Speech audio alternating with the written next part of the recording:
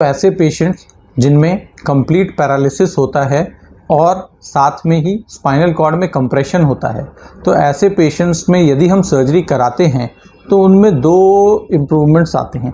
एक तो spinal cord में जो दबाव है वो कम किया जाता है, जिससे स्पाइनल कॉर्ड को चांस मिलता है हील करने का। रिकवरी भी जो होती है वो कंजर्वेटिव मैनेजमेंट के अगेंस्ट रिकवरी जो है वो ज़्यादा होती है और अर्ली होती है। और कई बार ये देखा गया है कि एमआरआई में हमें लगता है कि कंप्लीट स्पाइनल कॉर्ड ट्रांजैक्शन है, लेकिन कुछ फाइबर्स जो होते हैं वो फिर भी इंटैक्ट होते हैं।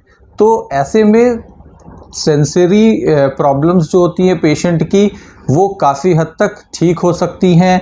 कुछ हद तक पावर भी कई पेशेंट्स में आ जाती है, और अगर सर्जरी जो है वो 24 आवर्स के अंदर अंदर कर जाती है तो काफ़ी अच्छे प्रॉमिसिंग रिजल्ट्स होते हैं। यदि कंजर्वेटिव मैनेजमेंट के अगेंस्ट सर्जरी को हम देखें तो सर्जरी में कंजर्वेटिव मैनेजमेंट के अगेंस्ट ज़्यादा रिजल्ट्स अच्छे माने गए हैं, और पेशेंट को ये देखना चाहिए कि विद कंजर्वेटिव मैनेजमेंट क्या फ़ायदा होगा और सर्जरी के बाद क्या फ़ायदा होगा। दोनों को कंपेयर करें तो सर्जरी के बेनिफिट्स जो है वो कंजर्वेटिव मैनेजमेंट के से हमेशा ज़्यादा ही रखे गए हैं।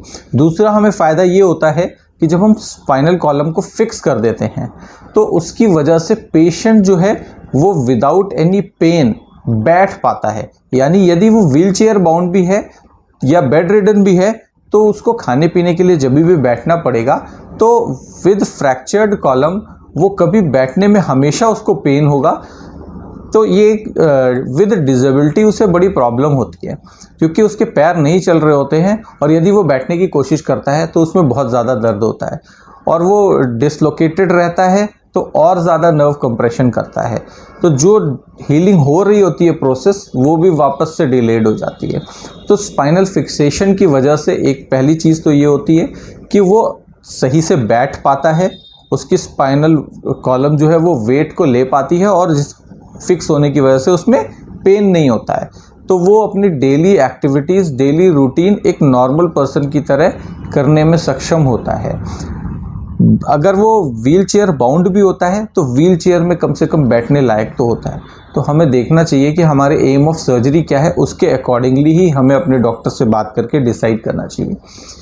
एकदम होपलेसनेस जो होती है वो नहीं आनी चाहिए, क्योंकि हमने देखा है कि जो कम्प्लीटली पैराप्लेजिक पेशेंट्स होते हैं वो सिर्फ इस वजह से टाइम वेस्ट कर देते हैं कि हम क्या कराएं, और उस टाइम तक स्पाइनल कॉर्ड जो होती है वो काफ़ी ज़्यादा डैमेज हो जाती है, और फिर उसके रिजल्ट्स उतने प्रॉमिसिंग नहीं होते हैं। तो हम देखते हैं कि कब हमें सर्जरी करानी है और कब कंजर्वेटिव मैनेजमेंट रखना है। कुछ पेशेंट्स जिसमें स्पाइनल कॉर्ड में माइनर फ्रैक्चर्स हैं और कॉर्ड कंप्रेशन नहीं है, तो ऐसे पेशेंट्स को हम लोग बेड रेस्ट एडवाइस करते हैं, और पैरास्पाइनल मसल में जो चोट है उसके लिए हम लोग पेन के इंजेक्शंस या पेन किलर मेडिसिन्स या लोकल स्प्रेज जो होते हैं वो देते हैं, जिसकी वजह से उसको पेन में आराम मिलता है, और बेड रेस्ट की वजह से उसकी जो चोट है उसको हीलिंग में समय मिलता है। 3 वीक्स का बेड रेस्ट एडवाइस करते हैं, उसके बाद धीरे धीरे ग्रेजुअली उसको मोबिलाइज करते हैं, और 3 मंथ्स में नॉर्मल एक्टिविटी में उसको लेके आते हैं। तो बेसिकली स्पाइनल ट्रॉमा में हमें ये सारी चीज़ें सिम्टम्स मिलते हैं, और इस तरीके से इसको मैनेज किया जाता है। तो स्पाइनल ट्रॉमा जो है अब विद एडवांसमेंट बहुत अच्छे से मैनेज होता है, और इसको काफ़ी प्रॉमिसिंग रिजल्ट्स के साथ हम लोग ट्रीट करते हैं। तो आपको डरने की ज़रूरत नहीं है, और अगर यदि आपको इस तरह का कोई भी प्रॉब्लम है तो आप हमसे कंसल्ट कर सकते हैं, अपने डाउट्स क्लियर कर सकते हैं। धन्यवाद।